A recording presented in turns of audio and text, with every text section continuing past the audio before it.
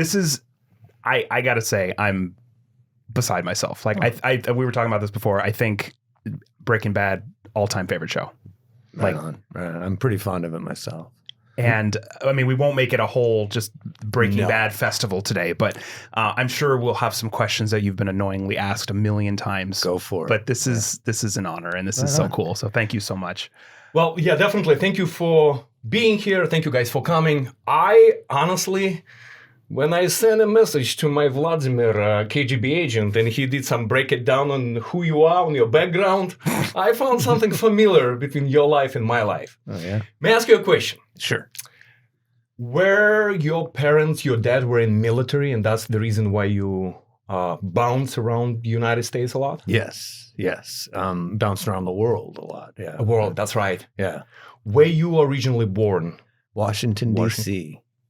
and raised in Hawaii. Raised in Hawaii, that's right. Which island? Which part? Oahu and Schofield Barracks. Wow. For how many years? First 7 years of my life. And then I guess dad went to Fort Knox. And that's where my mom and dad split. And so that kind of doubled my travel because my mom was always moving and she had custody, but then I'd go visit him wherever he was.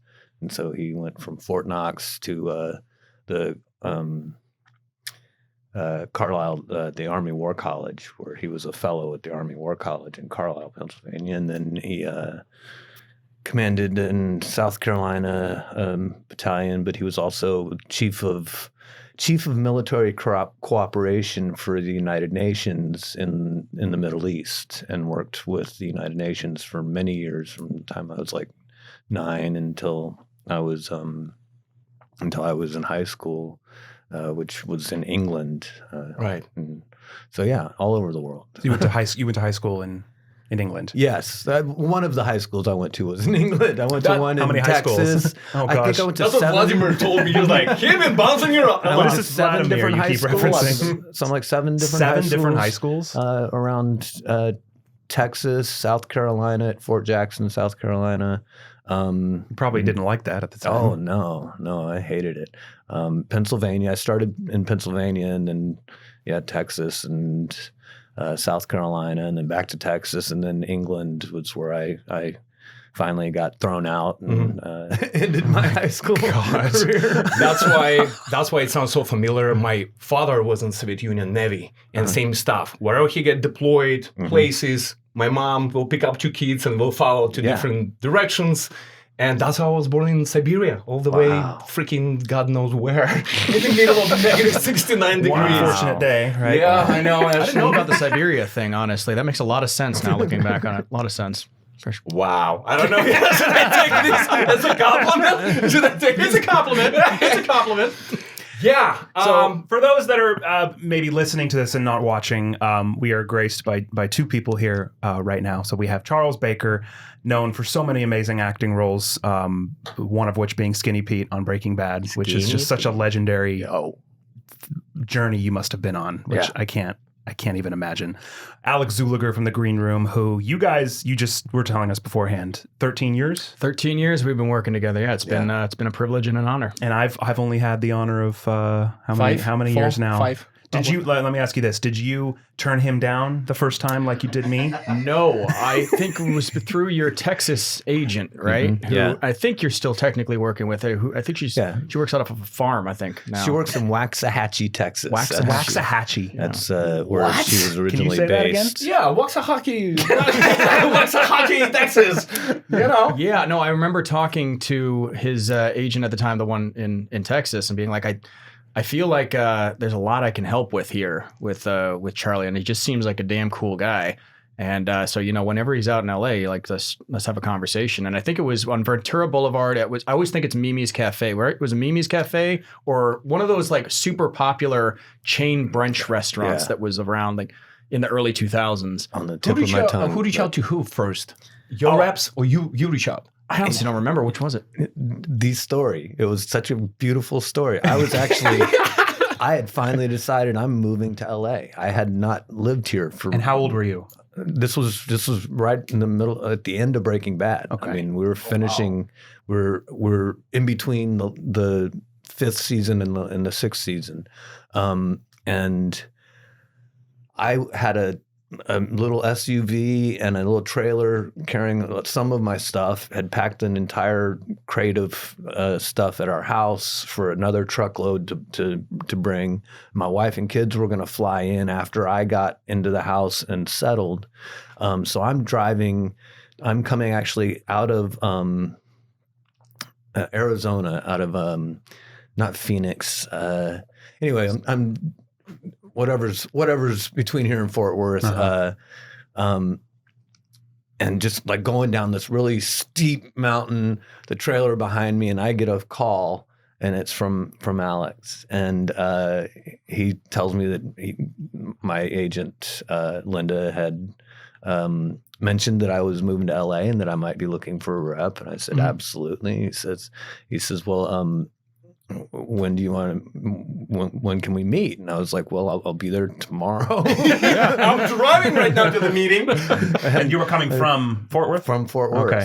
Is that where you lived for majority of filming Breaking Bad? Yeah. So you would like fly mostly to New Mexico, right? Yeah. So, I would sometimes drive if they wanted me there for a while, so I didn't have to like try and lug a huge suitcase full of a week's worth of clothes. Yeah.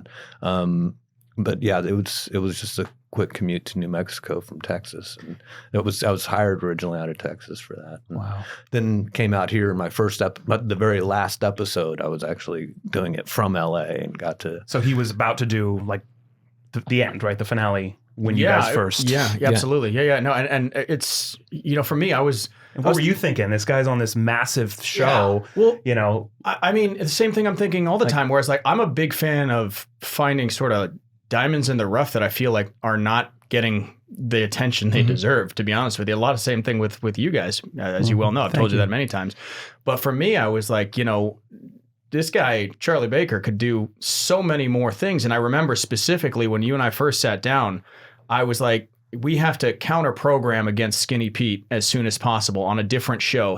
Have you play something completely different as soon as possible, because Breaking Bad, as great of a show as it is, it will live on in history forever. Right. But all shows go off the air, and then the world asks what's next, right?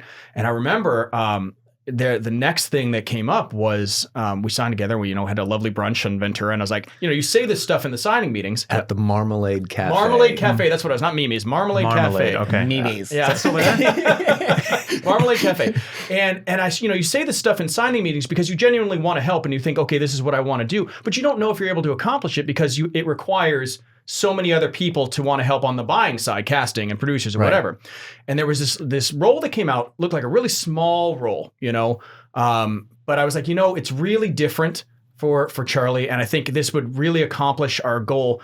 I'm going to call him up and be like, hey, listen, I know you were just on this huge show, what have you, but there's this little show that hasn't come out yet. It's called The Blacklist. Oh my God. Little show. Yeah. And I think it's a role that could really do well. And it was a teeny role. Like if I was Charlie and I was getting the call from me saying, take a look at this role after coming off Breaking Bad, I've been like, who the hell is this manager? Pitching me this little stupid role. Well, to his credit, he went and he auditioned for this role and he got it. Or maybe it was a straight offer. I can't remember. No, I read. You read for it. I actually read for a different character. Different character. Right. Yes. Than what they actually gave me. And they offer it to him, and I said, okay, look, we can't. He's just coming off the biggest show in history. We can't, let's bump up the money. Let's get him out there.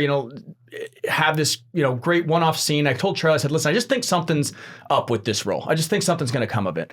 Well, this one scene ends up becoming like the promo for the show for the first three. I saw that. The first 3 months before the show came out. It was you and who's the lead of Blacklist was Spader. James Spader. You and James Spader basically are like the commercial for this show. Wow. And this teeny role ends up becoming like this 5-episode thing, and the internet's going crazy, like Skinny Pete's on the Blacklist and all this stuff. And that was, off to the races. So you have a track record of turning what were smaller roles into long-lasting, recurring. That's what I've been trying to do, because that's where a lot of the good stuff comes from. And it's really fun.